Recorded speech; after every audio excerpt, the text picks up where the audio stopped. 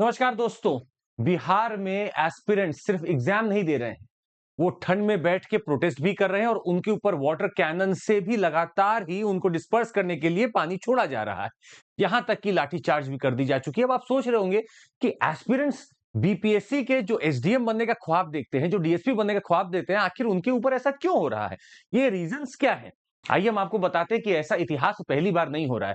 आप उत्तर प्रदेश पीसीएस की बात करिए या बीपीएससी की बात करिए या एमपीएससी की बात करिए, कहीं ना कहीं पेपर लीक की दास्तान आपने सुनी ही होगी। पर आज यहां बीपीएससी की दास्तान, जिसमें पूरा बीपीएससी एस्पिरेंट्स का समुदाय साथ बैठा है, धरने पे बैठा है और सरकार से गुजारिश कर रहा है कि आप इस पेपर को कैंसिल कर दें। आखिर ऐसा हुआ क्या? ये कैनन्स, ये ठंडक, ये ठिठुरन, रात में दिन में प्रोटेस्ट आखिर क्यों? आइए देखते हैं कि बड़ा सवाल में क्या है पीछे का राज। बीपीएससी ने अपना 70वां कंबाइंड प्रिलिमिनरी एग्जामिनेशन दिसंबर 13 को करवाया, जिसमें लगभग 4,83,000 लोगों ने फॉर्म भरा और 3,25,000 लोग पहुंचे।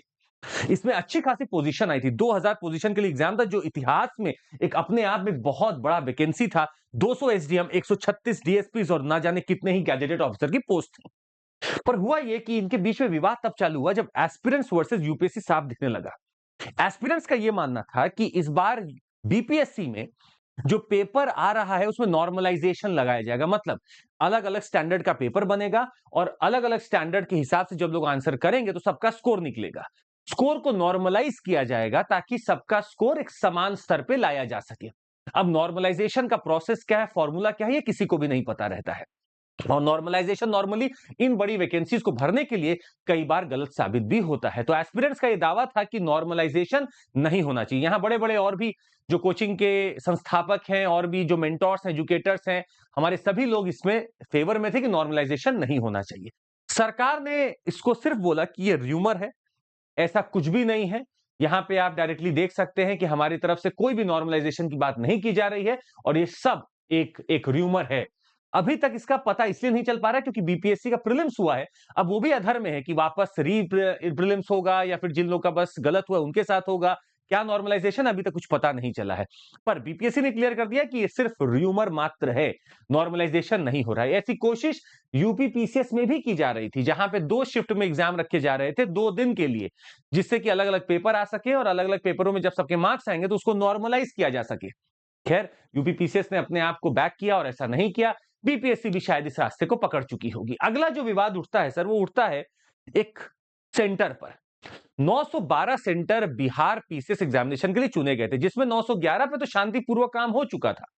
पर एस्पिरेंट्स का यह मानना है कि बापू परीक्षा परिसर, जिसको हाल ही में कंप्लीट किया गया था, जहां 20,000 लोग एक साथ में जाकर परीक्षा देते हैं, वहां पर क्वेश्चंस डिले आए थे, क्वेश्चन पेपर डिले आए थे। सोचिए, इतने बड़े सेंटर पे जहां पे हजारों लोग बैठे हैं, वहां पेपर ही डिले हो जा रहा है और पटना जैसी जगह में जो मेन जगह है, तो कहीं ना कहीं तो मन में उठेगा। इस बात पर बीपीएससी से जब पूछा गया तो उन्होंने बिल्कुल माना कि हाँ, ऐसा हुआ है, डिले हुआ है। तो बिल्कुल उनको लगा कि हाँ, ये गलती हमसे हुई है, उन्होंने एक्सेप्ट किया है और इसीलिए ये सिर्फ और सिर्फ बापू परीक्षा परिसर में वापस से एग्जाम कराने के लिए अपना नोटिफिकेशन जारी कर चुके हैं, जहां पे 10,000 कुछ बच्चे हैं जिनको वापस से परीक्षा देना है। इसका मतलब है अब परीक्षा एक पहली हो चुकी है जो सबके लिए है और एक परीक्षा फिर से होगी जो सिर्फ इनके लिए। इसका मतलब वापस से स्कोर को नॉर्मलाइज तो किया जाएगा, इसका यही मतलब निकल कर आ रहा है। तो नॉर्मलाइजेशन को पूरी तरीके से नकारा नहीं जा सकता।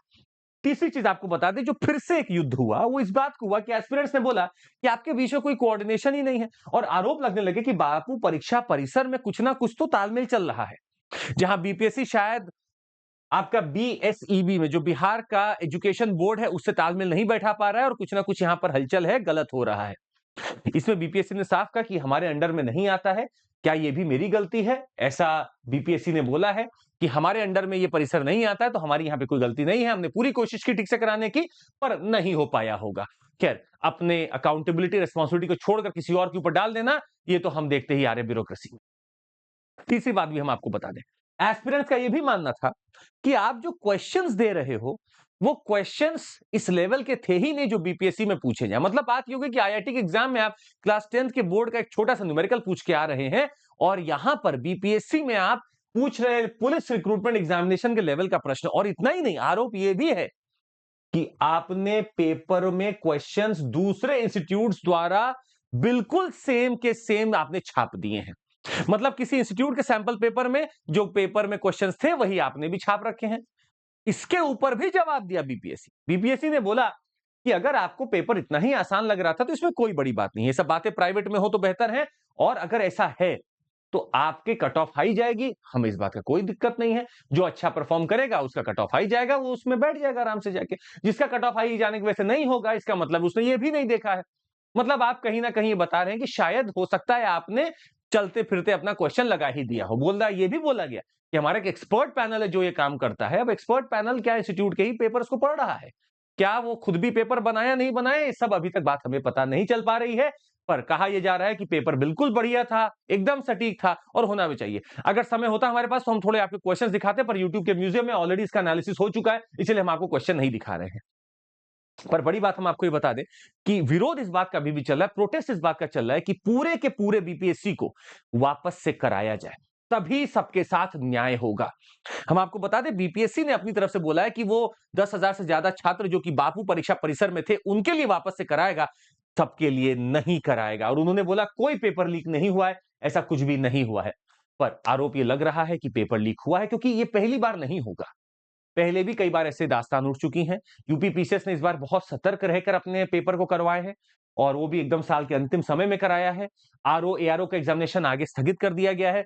पर फिलहाल बीपीएससी के ऊपर एक बड़ा क्वेश्चन मार्क है कि क्या एक पेपर भी हम ठीक से नहीं करा पा रहे हैं, या फिर लीक करने वाली फोर्सेस इतनी ज्यादा हावी हैं कि वो हर चीज को लीक कर दे रही हैं। सवाल हर राज्य के लिए, सरकार के लिए भी है कि क्या हम इतने दुरुस्त चीजों को नहीं कर पा रहे हैं, क्या हमारे एक्सपर्ट पैनल ऐसे अच्छे क्वेश्चन नहीं बना पा रहे हैं, आखिर माजरा क्या है। और फिर जल्दबाजी में क्वेश्चंस बनते हैं, फिर गलतियां होती है, त्रुटियां होती हैं, उसका फिर समाधान किया जाता है।